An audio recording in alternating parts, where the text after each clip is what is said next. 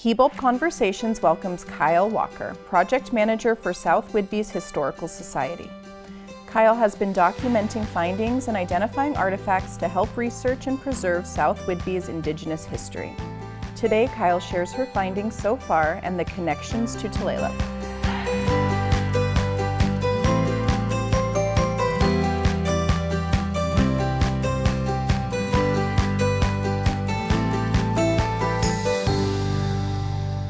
Hi, and welcome to Hibulb Conversations. I'm Mytyl Hernandez, and with us today is KyleWalker.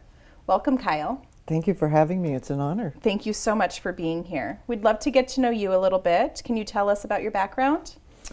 I was raised in the shoreline area, Richmond Beach, pseudo-local. Okay.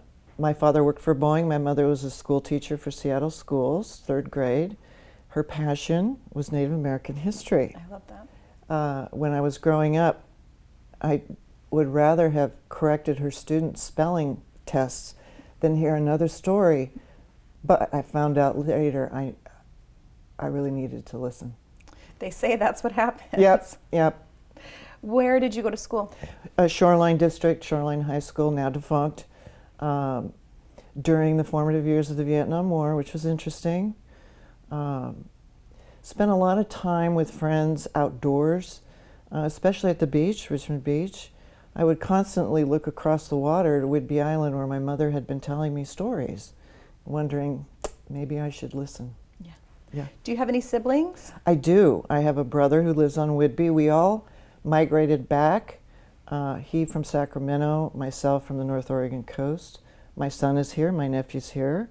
And my daughter just recently relocated out of Portland to Bellingham. Okay. So the family's together. That's wonderful. Yeah. What did you do after high school? After high school, I attended Western Washington University up in Bellingham. Intended to get a degree in journalism, but quickly became less enamored of the ethics involved in being a journalist. Took a few classes in history and was hooked. Okay.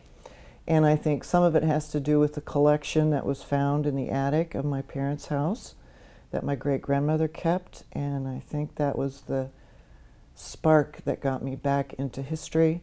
Got a master's degree in Pacific Northwest history, archival management, and here I am. Okay, what did you do after college? After college, my first job actually was working for the National Park Service on Whidbey Island, up at Eby's Landing National Historical Reserve. I was the first survey team up there, member of a team, to inventory the entire cultural landscape of the area from house to garden. It was a great experience. The next position I received was moving to Centralia, Washington, where I became a Main Street director for Centralia, Washington. Main Street was a historic preservation revitalization program. Spent 3-4 years there. And the skills I learned in those jobs and at Western took me into some other interesting paths. I've worked for transportation agency, local government, fish and wildlife. So I've had a colorful professional experience up and down the I-5 corridor in Washington and Oregon. And how has your life's journey led you to indigenous research? I like that question, and here's why. As I was growing closer to an age where I knew I could be retired and I didn't have to serve on a school district board anymore, and although I was still volunteering for historic preservation organizations, I knew I would have time to come back to this collection. And during COVID, or just prior to COVID, I had started. During COVID, my time was 24/7 on learning more about the invisible history of the indigenous tribe on Whidbey. And tell me about that.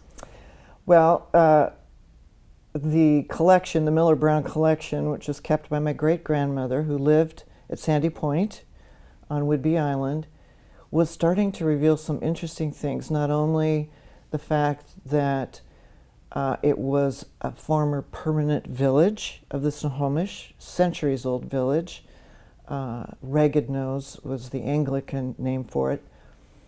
But dating back 300 years, I found some references to the Spanish who called it Punta Lora, which was a point of light. And just recently, we received a transcript of a biography of William Shelton, written by a professor, unfinished, where William Shelton is talking about Sandy Point, where he was born, and it was a century-old village that always kept its sacred lights burning. Wow. So I'm hooked. Yeah, and this was your grandmother's collection? Great-grandmother. Great-grandmother. How did she acquire it? Do you know? She pulled it all together herself. Wow, that's amazing. Yeah, there's many threads to pull out of that collection. One, of course, is the indigenous history. And is this how you got involved with the South Whidbey Collection Tangled Web of History project? Yes, this is what we've called the project. Okay. One day when we were on the island, while my brother was exploring where he wanted to live, I just wandered in with a box of photographs that my great-grandmother had kept of Sandy Point and wandered into the museum. And sitting behind a desk was a gentleman by the name of Bob Waterman. He was a docent. He's the vice president of the association. I showed him these photos, and I showed him a scrapbook that she had kept. Literally, he jumped out of his chair. We know no history about this area. You have something here we need to find out more about. And before I knew it, I was in front of their board, presenting them with a majority of the artifacts, saying there's stories here to be told, and they said, we want to sponsor this. So while the project is all donor and grant funded, I am able to utilize their 501c3. And I warned them that this collection and revealing this invisible history of the indigenous tribe, that it will change their organization, and it has. Diversifying, being more inclusive, trading out some of the traditional exhibits in the museum so that we have more indigenous, more bicultural, biracial exhibits. It's been interesting. And they've been very supportive. Oh, that's wonderful. I'm grateful. How have you gone about your research and discovery process? It's been bumpy. Started in 2019 with the visit to South Whidbey Historical Society, and then of course COVID hits, which forced me to do a couple of things differently. One was I could still come to the island because I hadn't quite moved here yet, and I would meet with different areas of South Whidbey, different HOAs, different neighborhoods, and talk to them about, tell me about your history here. Are you aware of the indigenous presence here? And it took quite a while to build trust. So while we had to socially distance outdoors, there was some benefit to that. The other was it forced me to have to go online and do a lot of research online. And fortunately, Library of Congress and the different museums and things, you can only go so far, but it was good because it forced me to focus and really lay out what is the strategic plan here for where we go after COVID. Yeah. That's amazing. Yeah. Well, thank you so much for sharing that. We're going to take a quick break, and we'll be back with more Hibulb Conversations.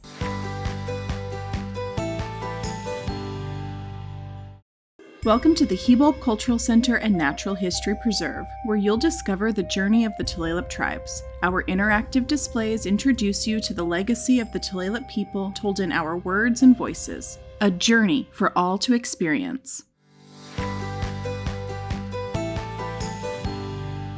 Welcome back to Hibulb Conversations. With us today is KyleWalker. Welcome back, Kyle. Thank you. Tulalip is familiar with William Shelton and all of his contributions to preserving Native culture. Can you tell us what you've been learning about the family that he came from? This is an interesting challenge, and I think you've probably faced it here at Tulalip as well. I am presented with 5 different sets of genealogies of those who dwelled at the villages on Whidbey, who are also connected, obviously, to the mainland villages. So William Shelton is kind of this figure who is a motivator to learn more. We do know that he was born on the 4th of July at Sandy Point Village, Ragged Nose, We do know from Harriet Dover's book that all of us have read 3 and 4 times and have heavily flagged with footnotes, that Mary Shelton was a favorite aunt of his, and she and her husband, Joseph, who was a Portuguese immigrant, developed a major maritime center at Sandy Point on the site of the old village. We've done some lectures, the Society has done some lectures on William Shelton, and the Hibulb has been very generous in sharing information so we could accurately and honorably present his history. But what's more interesting is how emotional or how nostalgic he was for his original roots. So I think I mentioned we received a partial biography from Professor Fish, I believe was his name, out of Ellensburg, of a transcript. He was writing his biography sitting down with Shelton. And he talks about Sandy Point and what the life was like. And really, they were mostly descended from the Wakita family. And they were always welcoming, whether it was the biracial, bicultural family that grew out of here and then the European immigrants that came a bit later. William Shelton and the tribes were always welcomed back at Sandy Point, which was a well-known trading center with all tribes in the Puget Sound for their clamming and oyster beds. But he talks about coming back and having campfires with people who then built seasonal homes and how welcoming he was. But I think a lot of it had to do with he still had relatives on island who did not move to the reservation and became a workforce for that area later. And what is it that you learned about his favorite aunt, Mary? Mary Shelton.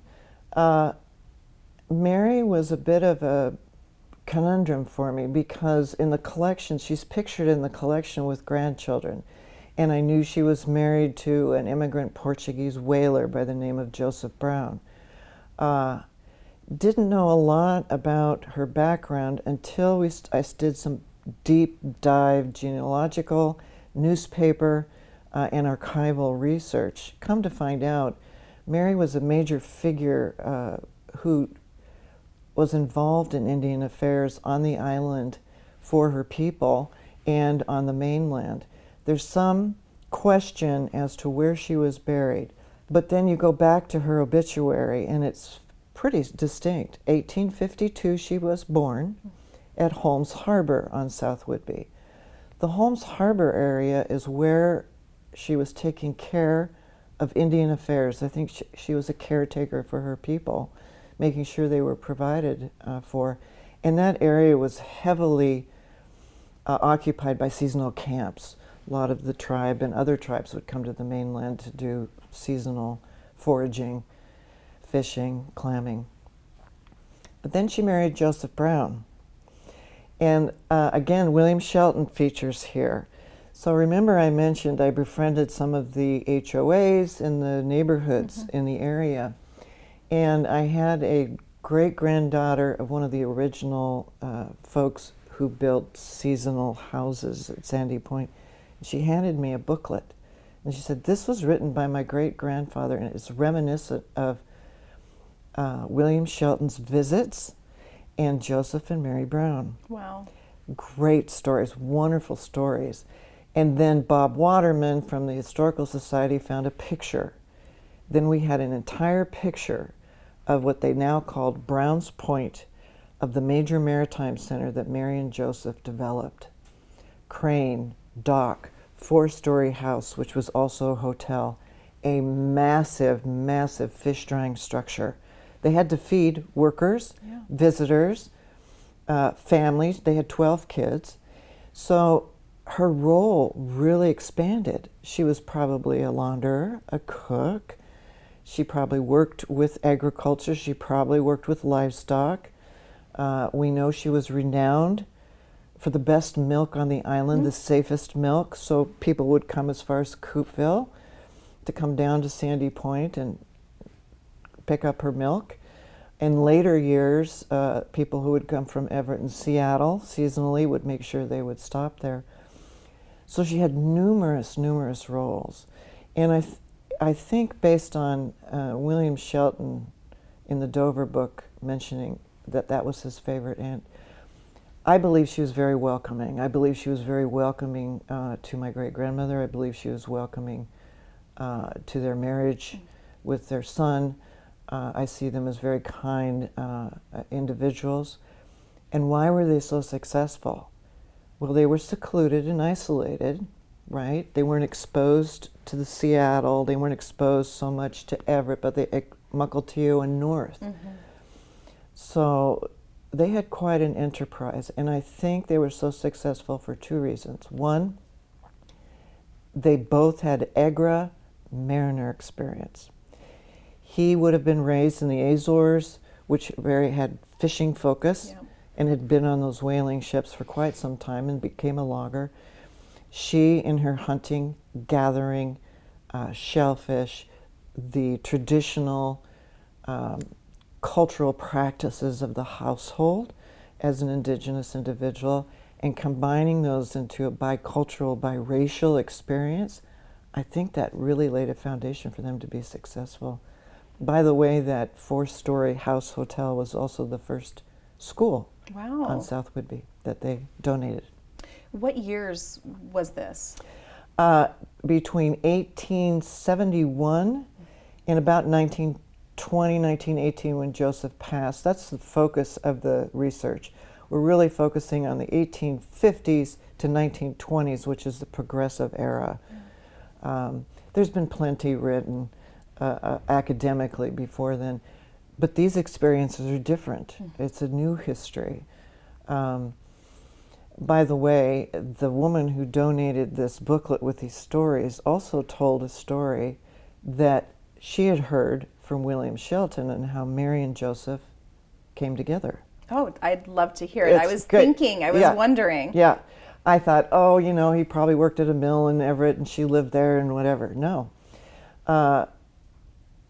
Her father, who they call a chief, they probably met at Sandy Point or in the Langley area, because he was logging in Langley at the time. He had come over from Port Orchard. And she was probably still living at Sandy Point, the remnants of the village. And they probably met during hunting or harvesting and decided to come together. Now, she was only 14, and he was 15 years older. Her father, the story goes, via Shelton, that her father said, we're going to put the two of you in a canoe, and if you can beat her to this piece of land in the canoe, then that is your dowry, your land. So I believe they got in canoes at Langley, went south Saratoga Passage, and landed at Sandy Point. Wow. Yeah. That's a fun story. Isn't that fun? Yeah. Did Mary have a traditional name? Pronunciation, please correct me. First G-E, then G-A-H, and then H-A, Gigaha. Okay. Is that close? I'm Maybe. close. Yeah, I'd have I'm to. still trying to find out the translation of that okay. name, but I recently, in the last 6 months, ran across that in an old genealogy table. And it showed her brothers and whatnot. So that was her name, but she goes by many names: Mary Shelton, Mary Brown, Mary Shelton Wakadim. Wakadim, thank you. So Mary, it's always been Mary. And you mentioned that they had 12 children? 12. Okay. Of course, she was 14 when they got married, so about every year and a half, 2 years. They had quite a generational gap then between the firstborn and the lastborn. Okay. I actually have stories in the works about some of their children have fascinating backgrounds. Freeman, who was their firstborn, purposely named Freeman, became a very accomplished logger and was in demand as a logging boss throughout the Pacific Northwest. Wow. Their youngest, Isabella, was a completely different generation. She probably was, you know, the favored golden child at the end. That would have been the end. But she married a gentleman named Renneker. You'll probably recognize that Earl Renneker was a descendant. Gobin. Okay. She married a Gobin. and I want to say Walker, but she would come back and forth to the island, but she was ready to get off. Yeah. You know, it was too isolated. She was young and times were different.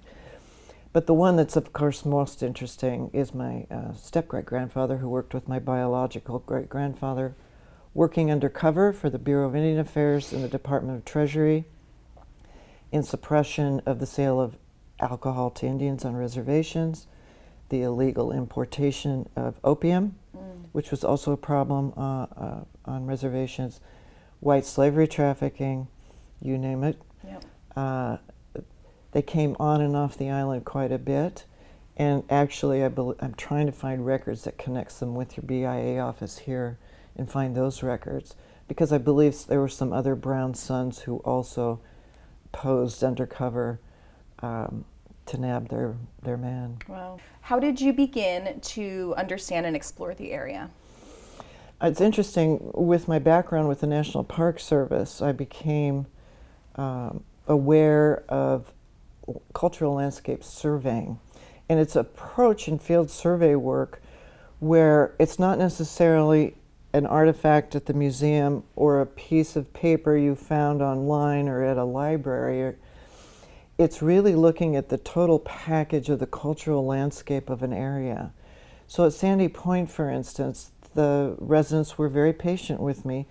I would literally walk and survey and mark, oh, here's some wells. This is where the fresh water came down the hill and deposited for fresh water for the tribe.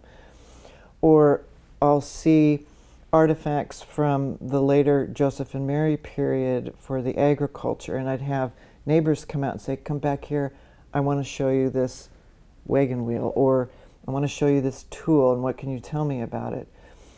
And then, or another neighbor who took me on a tour along the bluff so I could see the view of Gedney Island and where the other Indian fishing village was, but then he would take me up and show me these grand maple trees. And so when I would go back and look at the earliest USGS surveys, it would reference these magnificent maple trees or the landscape. And the landscape might include the huckleberry, the camas, and that is very telling to how the land was used by the indigenous population, but then also adapted then in later generations. So the water piece was really important to me, because I know there are Indian trails that connected these villages across the land, not necessarily by canoe. And it always had to have the fresh water along these trails. So we're starting to identify some of those. Yeah, that's amazing. Yeah. And as you are doing this research process and finding little bits of information and then looking for more, tell me about that. How do you go about that? I have to really be disciplined. Okay. Because as I pull one thread and start finding something there, I need to set that aside, because I was working on that over here. Just in the last 18 months, the volume of records and the volume of oral history and the people who are starting to contact us here at the Society and myself personally is growing. I think I mentioned to you earlier that over the next 2 years, there's at least 17 different special events, exhibits, interpretives that are going to revolve around the indigenous history of South Whidbey. Wow. Which is tremendous. But taking the research I did during COVID, it's now time to do the real heavy lifting. So I'll be doing the grand tour now, finally. Now that all the archival centers are open, I'll start at Bellingham and work my way down the I-5 corridor to every local, regional, state, and federal archive. Now that I have my sheet of this name, that location, this story, and finally excavate, almost like an archaeology, what I can. Wow, what a process. Yeah. Thank you so much for sharing with us that history and all of that information. We'll take a quick break and we'll be back with more Hibulb Conversations.